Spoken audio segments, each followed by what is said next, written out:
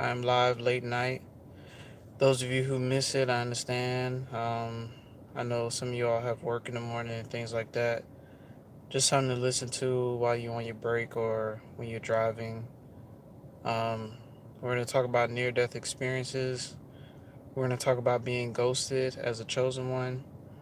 And we're going to talk about any questions that you all may want to discuss. Um, but, you know, a lot of times in this life, we get thrown into the storm. We get thrown into situations that very detrimental to our well-being. Baby, hey, glad you can make it. Let me get my drink.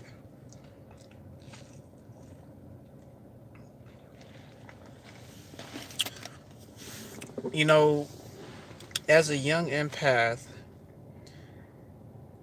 and a chosen one, you're going to get thrown into situations that you don't realize the kind of danger that you're in, basically. A lot of times growing up, a lot of people had very bad intentions for us. You never really had to do anything to them. It goes to show you that there is a thing called presence.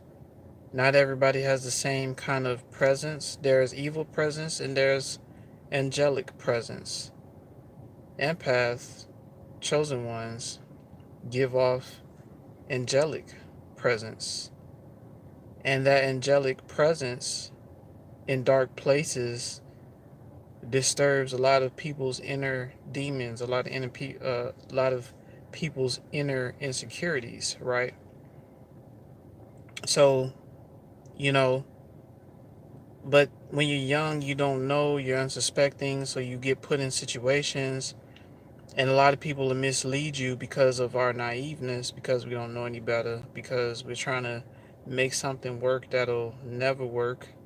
Sometimes we learn it ahead of time. Sometimes it takes years to realize that something doesn't work, whether it's a job, whether it's a family relationship, you know. And like I said before, you become a target when you're just out here trying to love any and everybody, you know, and that's impossible. You know what I'm saying? So usually what happens is we meet up with certain people. We don't know what kind of dark cults that they're into. And the truth be told, there are a lot of Masons out here that they're into a lot of dark practices and things like that. A lot of satanic cults. These are things we have to watch out for, especially if you are an empath, right? But not saying this to be afraid, because a lot of times we are divinely protected. It's just that sometimes we have to bear witness to dark situations. Sometimes we had to witness people who we thought love us try to kill us or poison us or destroy our reputation for no reason. Well, really, there's a reason. They just hateful and jealous, and they're mad at the fact that they're not built like you, and they don't have the kind of intestinal fortitude like you. The same stuff they try to make people stomach, the same traumas that they try to make people endure, they themselves can't endure that stuff. It's like a small hint of that stuff being dished right back to them. They all discombobulated. They can't function right. But there's an inner strength that dwells inside of an angelic being, a person of the light, an empath. You know, that strength is what got us through so many different situations. Things that was meant to break us, things that was meant to kill us. And a lot of us have had a lot of near-death situations.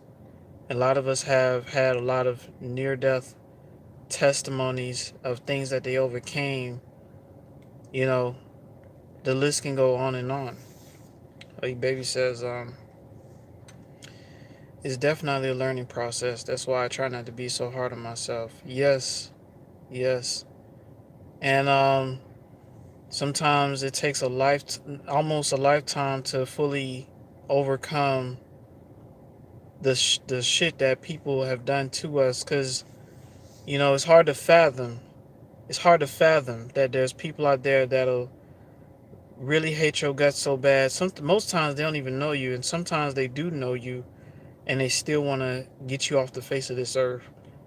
They want to send people to heaven quick. Sometimes I used to think, well, maybe death is better, but when you dying for no reason, you haven't done anything positive in this life. I don't want to go out like that. You know what I'm saying? That's just my thing. I don't want to go out like that. During during my time dealing with narcissism, I dealt with spiritual narcissists, and they slowly wanted to kill me. They wanted to stress me out to a point of no return. And when they see that they couldn't do that, I got discarded. You know, but I know a lot of things went downhill, and a lot of horrible times and disasters came after that. You know, but one thing I do understand is, as a chosen one, people have to be very, very, very careful of what they do to you. They can't even play fight with you. They can't even fuck around and say some play words to you or disrespect you in any kind of way. Because that can be really costly. Touch not my anointed, says the Most High. The Most High does not play about his anointed children. And these evil folks out here, they can't help what they do. They're going to try. They're going to be like, oh, how come he or how come she's anointed and I'm not? It's because of your heart. They don't want to look in themselves in the mirror. It is what it is. But at the end of the day, a lot of us have had situations that literally brought us to our knees. Literally brought us to our knees. And we had to literally find a way to persevere through it all. After discard, I took a lot of time to reflect. I took a lot of time to heal. And during your time of isolation, you have to process so many things that happen in those situations. Because you don't just think about one situation, you think about all the situations that happen in your life. And then you start to realize that you're something special, you're something different. If you wasn't, why was they trying to kill you? If you wasn't, why was they trying to ruin any opportunities that you have? If you aren't special, how come they trying to ruin your name any chance that they get? Even still talking about you till this day, even though you're not around, even though they're not irrelevant. If you're not special, why do they try so hard to destroy you? You know? How come they graft other people in like it's no problem, but when it comes to you, you know, they make sure you know that you're not like them. They make sure you know that you ain't shit like them. They try to keep you in an infantilized state of mind. They want to keep you in a childlike mindset, but they also want to depend on you at the same time. Why do they want to do that? Because they don't want you to know that you're light years ahead of them. They don't want you to know that you're light years ahead of them. But some of us was shot at, some of us was poisoned, some of us had near-death experiences through car accidents. Some of us been in the hospital multiple times for certain sicknesses and things like that. You know, we had to fight through a lot of days with a lot of pain and a lot of suffering, and it wasn't easy. Sometimes to gain a level of spiritual, uh, like a spiritual presence, like a higher level of spiritual presence, you have to go through certain things. You have to see certain things. You have to go through a lot of storms in your life. A lot of chosen ones went through a lot of storms, a lot of thunder, rain, tornadoes, hurricanes, and we made it through a lot of that. We had to come out of it more sharp, more wise. That's one thing about narcissistic abuse, is that once you get out of it and you realize what was going on, now evil is not so quick to try to step to you like that. It'll test you sometimes, but it ain't gonna just step to you like that. Not like when it was when you was naive. When you was naive and you didn't know any better, they'll send all kinds of angels your way. It's like they know when you know, they know when you don't know, and they know when you know. When you know, they're very careful. That's why if they hoover, they try to make it seem like they changed. They try to make it seem like the deal is amazing. Hey, come back. Yeah, come back. Yeah, come back so they can put you back to sleep again. So you don't recognize yourself again. You know?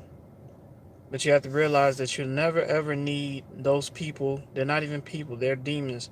And there's some families out here that are very cursed. You know? So when you get involved with somebody, you have to know what kind of family you're getting yourself into.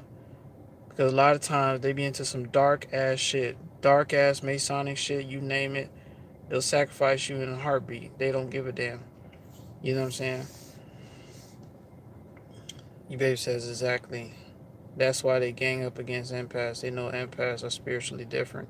Exactly. Right. That's why we gotta ask ourselves the question. Why do people try so hard? You know? Why do they try so hard to destroy us?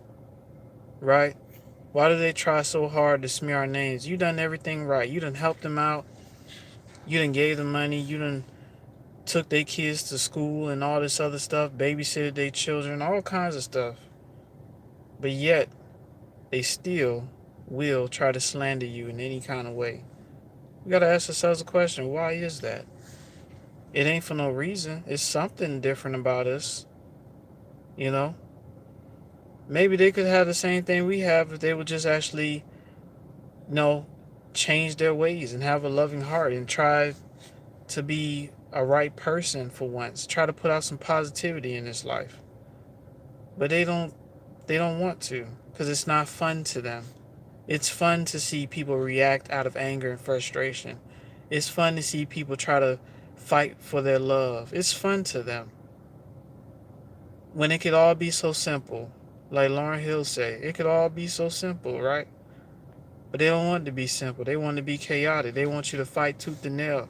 You can prove to them how many times you love them. You can prove to them how many times you care about them. But they still, some way, want to terrorize you or ruin you to a point of no return. They want to take your soul. That's what they want to do. All right?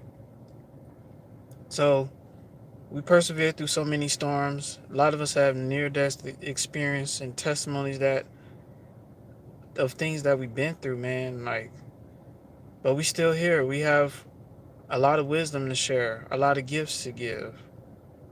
It just was not easy. To be considered a chosen one, you have to go through a very tough selection process. And a lot of times it involves the enemy trying to use people to kill you, the enemy using people to try to terrorize you. Don't get it twisted, y'all. Although we are aware now, don't mean the enemy's not watching, the enemy's not lurking. The enemy's out there lurking, looking for an opportunity to target you or looking for an opportunity to trap you. You know, these are the times that we're in. A lot of people are trying to set up horrible traps against you to try to ruin you. You know, E-Baby says, Narcs want all the glory without putting in any work. That's facts, E-Baby. That's facts. Queen of the South, good to see you. Hello, hello, hello. Glad to see you on. Glad you can make it. Yeah. A lot of us been through some things, man. But to be at this level of spiritual prowess, sometimes it requires a tough journey. The path of a warrior is never easy. A lot of warriors have cuts, scars, you know, had to heal themselves, had to lick their own wounds, you know.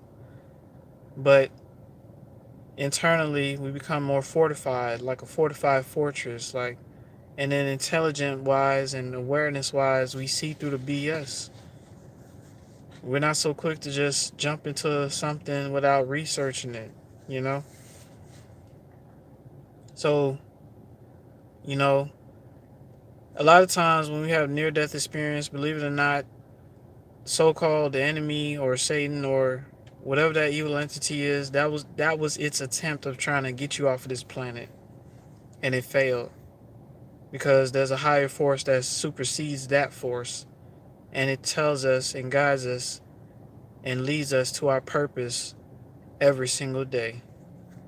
And the more we grow as time goes on, with every new experience, we begin to realize our own capabilities and why the enemy hates us so much. But just know you are hated, but you also are loved. We are hated, but we're also loved. Even in the midst of this thing called life, where the evil seems to rule, we're still loved by a higher force, guiding us every day, protecting us from a lot of things, getting us out of the way from a lot of things, vanquishing our enemies through sickness, through poverty.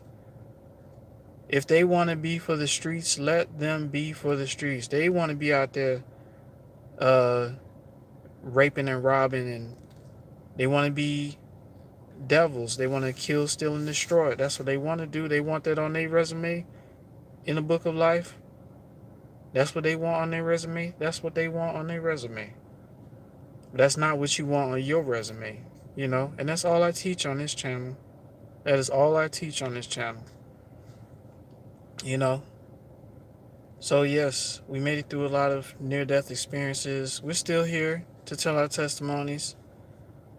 A lot of us have stories for days of being in the hospital, being shot at, being targeted with poison, even being targeted with energy weapons and things like that. It gets real deep, man. It gets real deep. Even when you're chilling, there's an evil out there that's trying to kill you. It's a shame, but that's just how it is, y'all. But I'm gonna move on to the next subject. I'm gonna talk about being ghosted. A lot of empaths and chosen ones knows what it's like to be ghosted when you talk to somebody and everything's flowing smoothly and all of a sudden they just poof, gone out of your life. Believe it or not, when you're dealing with people like that, there's something mentally off about them. You gotta ask yourself a question. Why would somebody leave when everything is flowing smoothly? It's because they have something else going on that you don't know about. So if somebody ghosts you, you know, if somebody just ghosts you, it could be a blessing in disguise, you know? A blessing in disguise. Your baby says, what helped you realize that you are different and what helped you accept it? The main thing, me personally, and this is just my personal thing that helped me realize it, is how many times I've tried to have people in my life, and a lot of times the jealousy kicked in. It puzzled me that I was helping people, and in the midst of me helping them, they still was trying to destroy me. In the midst of me helping them, they still wanted to destroy me. I didn't care about any of that. I didn't care about, looking better. I just wanted to, support them and be there for them. But somehow, some way, the insecurities kicked in, and they just wanted to destroy me. So when I realized after so many people tried to destroy me, tried to slander my name, try to change me, I realized obviously it's something about me that it seems like almost everywhere I go, somebody's got to try to target me. So I just came to accept that even the Bible says that you are not of the world. Being of the world is enmity with the Most High. So I have a specific purpose here in this life. I have a specific purpose here in this life.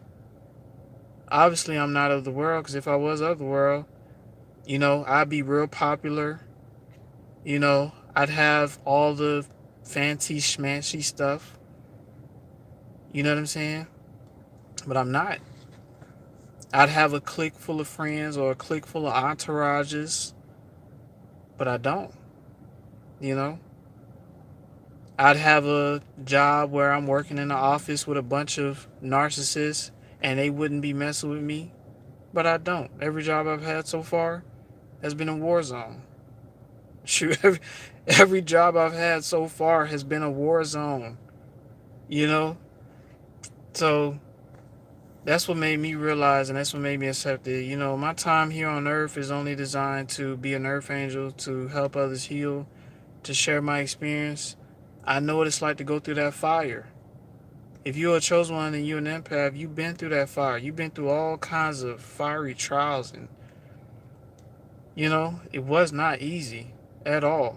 And a lot of times you didn't ask for it. It just happened. We gonna get strength regardless in this life. You know? When you don't fit in, you're gonna be the one to stand out and supersede everyone else. It's just the way it is. You know? So that's just what helped me accept it. Is that I'm not meant for everybody. I really am not. Not my channel is not meant for everybody. That's why a lot of people they'll come and go because I speak on certain things that, you know, I speak on self-reflection and I keep it real. That's just it. You know? So if they got any type of things they got going on in their life, they're not gonna like me. They're just not. You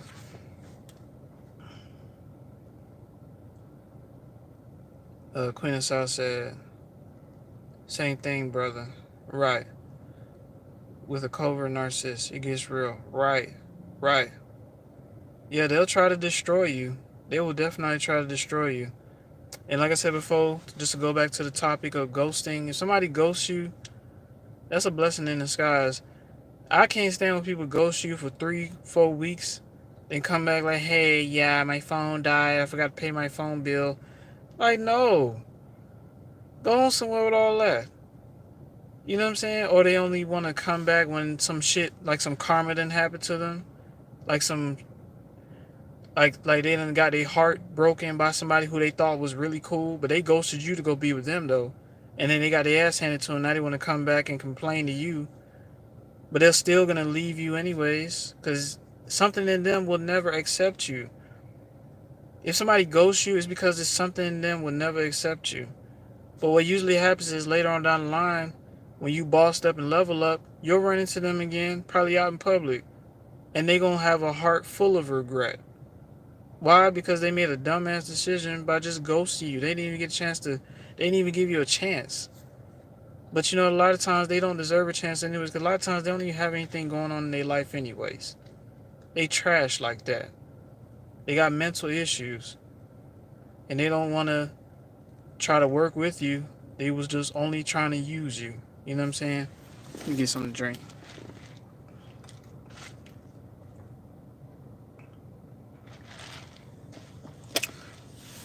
Baby says, you're not of this world, so your message will definitely be real and different. Right. Right. Exactly. Right.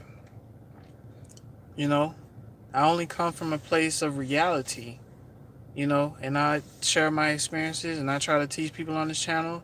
You have to live right. You want to have a good resume. You want to be on a good side of history. What do you want to be remembered for? All that stuff. You all will thank me later for telling you all this stuff, you know? But just know that when you trying to live right, evil is going to mess with you. The closer you try to get to the Most High, the closer so-called Satan and the enemy is going to try to get to you. Shout outs to Brother Kaba for saying that, you know? Queen of the South says, Aaron, what do you think about the narcissist mother? She's a witch and definitely will be covering up his stuff. Let me tell you about a narcissistic mother real quick. A narcissistic mother treats her daughter different versus the way she treats her son. The way she treats her son is like she wants her son to be her only man in her life. The way she treats her daughter, she treats her daughter like trash. I've seen narcissistic mothers turn their daughters into whores, you know, or pimp their daughter out, use their daughter's body to get what they want out of a man. They teach the women how to use their vagina to get what they want out of a man. Later on down the line, it backfires on them because they don't have they have a hard time keeping a man. You know, and then eventually when they get old age, then they want to settle down. But it's like by then, who's gonna take them serious? They ran through. They chewed up bubble gum. But what she does to her son though, what she does to her son is like she makes her son hate her, but also makes her son dependent on her. And if her son has a new girlfriend or a new boo or a new wife, that narcissistic mother is going to try to chase her away. Yes, narcissistic mothers are, tuh, they're trash. They're trash. They're some of the worst parents out there. Narcissistic fathers and narcissistic mothers are pretty much the worst kind of parents you have besides a psychopathic parent or a sociopathic parent who's gonna constantly nitpick at your flaws, never congratulate you on the things that you actually have accomplished. You know, imagine having a parent, you done got a master's degree, a PhD, and your parents saying, well, try to get another PhD. I'm not satisfied with you. Or they still find a way, oh, yeah, you got a PhD, but you ain't making this amount of money every year. You ain't there. You know, they're going to always try to downplay you. You can't hang with people that's always going to try to downplay you or make it seem like everything you do is not good enough. How's that fair to you? But there are children out there. There are children out there that are going through this with fucked up ass, piece of shit ass, narcissistic ass, demonic ass parents that don't want to see their children succeed. And a lot of times those children grow up with a huge grudge on their heart because of their parents. You know? Shit gets crazy like that.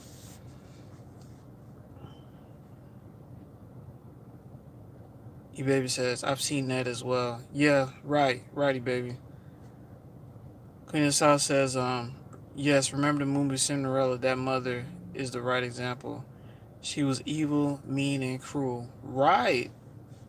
Right.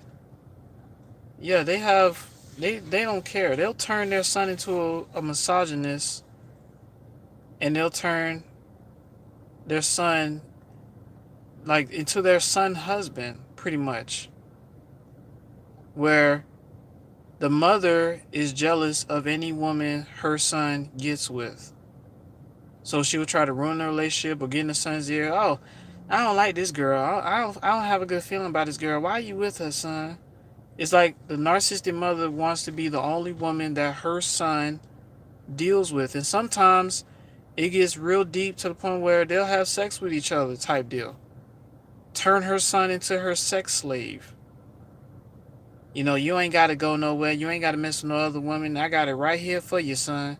The same person that pushed this man out of her vagina is the same person she's having sex with. You know what I'm saying? But they don't care.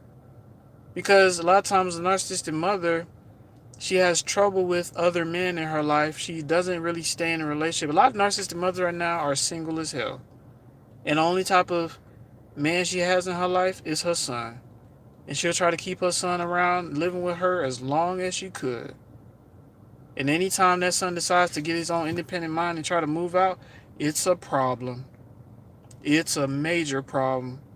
She'll try to ruin every opportunity you get every step of the way. It's fucked up. E-Baby says, oddly, narcissistic males learn how to treat women by their mother influence. Right, especially if the mother is more dominant than the father. Exactly. Exactly. Right. Right. You know, if you're in a household and you did not see a positive relationship growing up, people's ideas of how relationships should be is all going to be misconstrued. If you grew up seeing your mom or your dad always arguing when things don't go their way, there was no compromise, there was no pouring into each other, just a one-sided relationship, it's psychologically in the child's mind, you're going to be like, okay, the child's going to be like, okay, this is probably the best way how to win relationships. I have to be totally dominating. I have to totally be about me and what I want, you know? And that's how the word emotional intelligence gets thrown right out the window. And they become totally self-absorbed in any relationship they get in. And then years down the line, they wonder, how come people keep leaving me? How come people keep leaving me? Because they was too toxic. They was too self-centered. You know, they're gonna always flip the situation on them. It don't matter if you sitting there dying. They're gonna always like, oh damn, you dying, but don't die on me today because tomorrow I gotta get a job interview and I need you to take me there. They're gonna always flip it back on them. That's psychological. They're stuck in that. You know, they're stuck in that. So, dealing with anybody who's narcissistic, just know psychologically they don't have the emotional intelligence to relate to you on a deeper level or to understand you on a deeper level. They just want you to understand them and how they feel and what they want. And if you don't give them what they want, if you don't want to be beneath them, now you are enemy number one. And now they're going to stalk you from the background and find ways to hoover you back in so they can get you under control. But it's like once you wake up, you already know them for who they are. They can put up a mask, do all that, but you remember all the bullshit that they did to you, all the lies, all the times they try to set you up and give you near-death experiences. You know what I'm saying? Some people on this channel have been set up for death to be sacrificed so they can have their little money. Y'all gotta understand one thing. This I don't know about all over the world, but I know America. A lot of people out here are sellouts. A lot of people out here are sellouts. That's all they are. They'll sell anybody down the drain for a quick buck, man. But when you divinely protected, they can try to sell you, they can try to sacrifice you and all that stuff. It ain't gonna work. Because there's a higher force that's in charge. They can't come to you without the Most High's permission. They can't touch you without the Most High's permission. Right? Yes. They can't mess with you or try to kill you without the Most High's permission. And you gotta think. As much as this evil has been plotting and planning on your demise this whole time, how many plans have failed? Because there's some plans from the enemy that have failed that you don't even know about. You don't even know. Sometimes they probably even set you up for car accidents and it failed. You wouldn't know about it because you was being protected the whole time. You was going on your merry way. They have to get permission to mess with you. And if they don't get that okay, they can't do anything. They can plot and plan. They can say they're going to do this and do that. I know it's a lot going on in the world, but the show must go on. Victory is in our hands, and they know it, and they're afraid of it. They're afraid of that. Evil never wins. It may win for a season, but it don't win forever. Right? It may win for a season, but it don't win forever. So sometimes we just gotta let things flow the way it's supposed to flow. If shit is happening around the world, okay, fine. We can't beat up ourselves about it because a lot of that stuff is out of our control anyways. Just trust that there's a higher force still in control. There's a higher force still in control. We just have to flow with that. That's all. We just gotta flow with that. E-Baby says, some sell out for free. Shaking my head. They silly like that. Right, E-Baby. Right. They do be selling out for free. Right.